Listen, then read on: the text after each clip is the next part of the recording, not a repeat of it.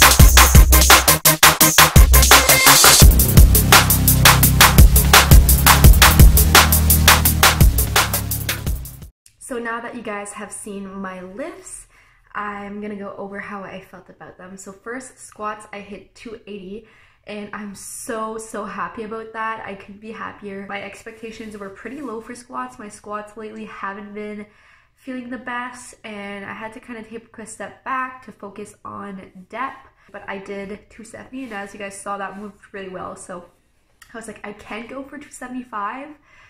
My ego wants me to go for 280. I don't know if it's there, but I really wanted to try, so I did get it, and I was super happy. I don't know if the reason my squats feel so good is this is the first time I used my new knee sleeves.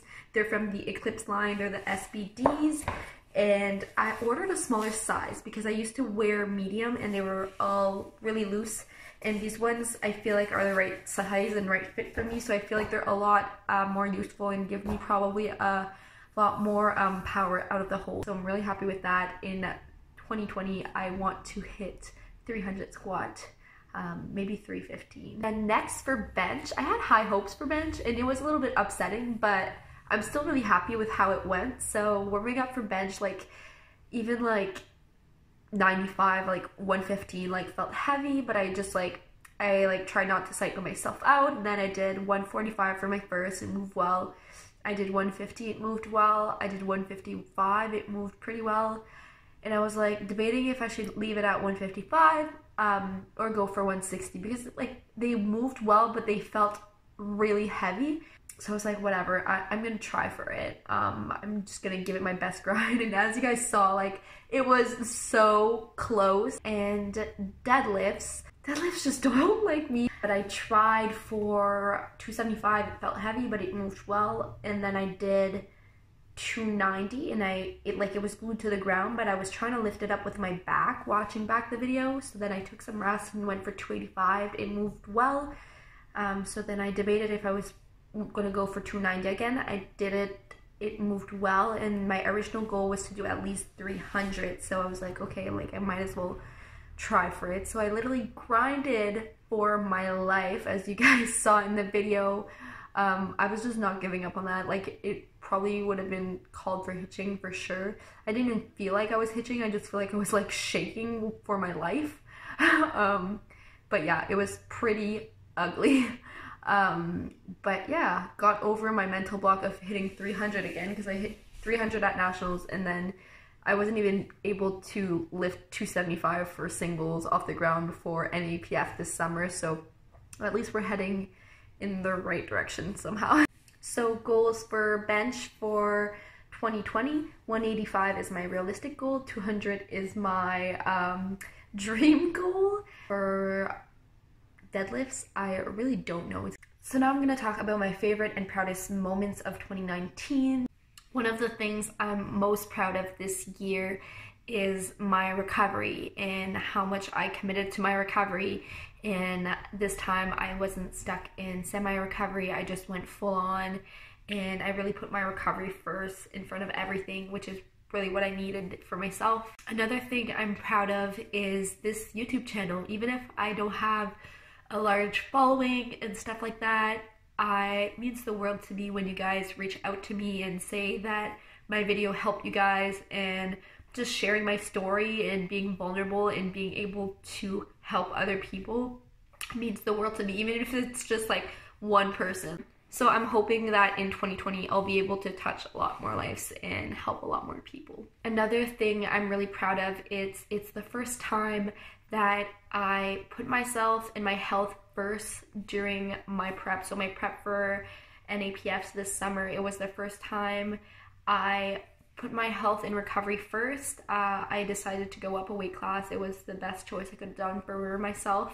like, because I've been increasing my numbers so much faster from being at the weight that my body actually wants to be at, and it's been just a lot more enjoyable for me. I am also really proud that I've done my own training for the first time and actually been successful, and I haven't doubted myself like I did for nationals. I've just powered through. I've just kept putting in the work, and it's worked really, really well. My numbers have gone up more than I ever thought they would, so I'm really happy that I'm doing what's right for me, and it feels really, really good. I've also built a lot of great relationships and connections with people that mean a lot to me in 2019, and it's made me realize that friendship isn't about like how close you live to the person, because I've built a lot of online friendships with people that understand me more than anyone else, and I'm so, so grateful for these people in my life. Without further ado, I think that's all I'm going to mention for 2019. So I'm going to get into my goals for 2020 now. So as for my goals in 2020, I organized them into categories, so I have it more organized. So the first one is work/education. One of the main things I want to do is pass my personal training exam and get my certification. So I've already done the written exam before, I passed it, but you have to do your practical exam within a certain time frame and then you get your certification. But I actually waited too long, so now I have to do the whole thing over again, and that was about like 2 years ago. So I'm gonna have to study again because I'm probably a little bit rusty, but I really want to do that.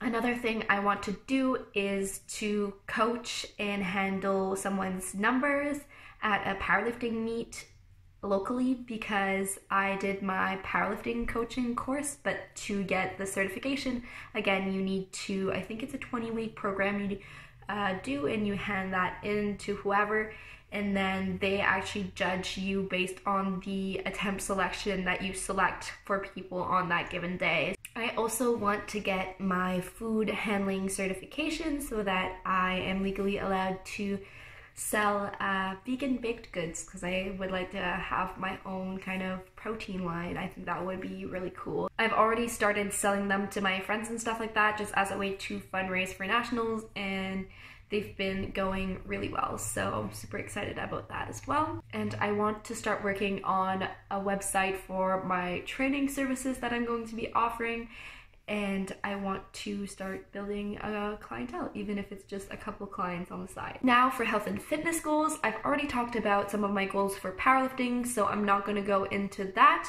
but the only thing I think is really health and fitness related would be I want to get my blood work done, just make sure everything's fine ever since I went vegan, and also Yeah, I haven't done my blood work in a couple years, so I dread it because I am scared of needles, but I need to get over myself and do this for my health and just to make sure everything's in check, you know? It's important. As for financial goals go, I really want to start saving for a new laptop so that I'm able to provide better content for you guys. It'll just be a lot easier. My laptop is really old and slow.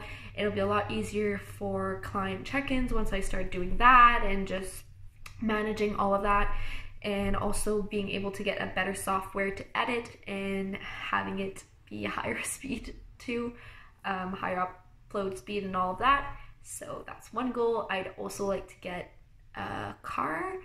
I wouldn't buy it brand new, probably something secondhand, a little bit newer, because my car is like a 2002, and yeah, that's just like more of a want than a need. Like, it's still in good condition. There is a dent on the front, a little bit bothersome because I'm like perfectionist, but it's still in working condition. So that's if I have extra money.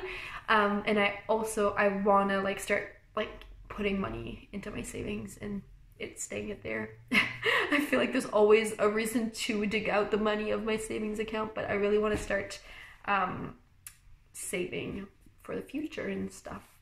As far as spiritual goals go, I want to meditate more and just be more mindful of how I'm feeling and just process my emotions better and just be kind to myself. As far as personal goals go, I really want to read more.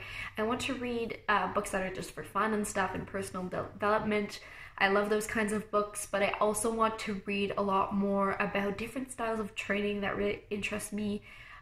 Just get like a lot more knowledge in different kinds of ways of doing things, and I want to experiment with myself as well with different styles of training, because what I'm doing right now works really well, but I also want to experiment and see if maybe something different would work well for me as well. And just so I can get that experience for clients and stuff like that, I think it's a really good thing to constantly be learning as a coach. I also want to take more time for myself to just relax.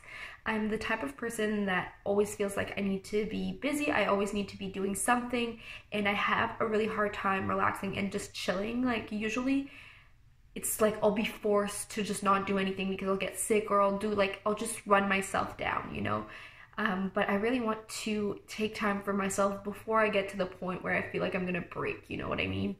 It's really important, and it's really healthy to take care of yourself and take time for yourself. So I really want to focus on that in 2020. And the last thing I'm going to talk about is being a little bit more eco-friendly. So I've already been making like some efforts, like I bring my grocery bags. I always bring my reusable jars when I buy some bulk stuff. But there's little things here and there, like more of my cleaning products and stuff like that, that I want to start like refilling them instead of like purchasing a new bottle and stuff like that. And I just really want to like cut down on waste as much as possible.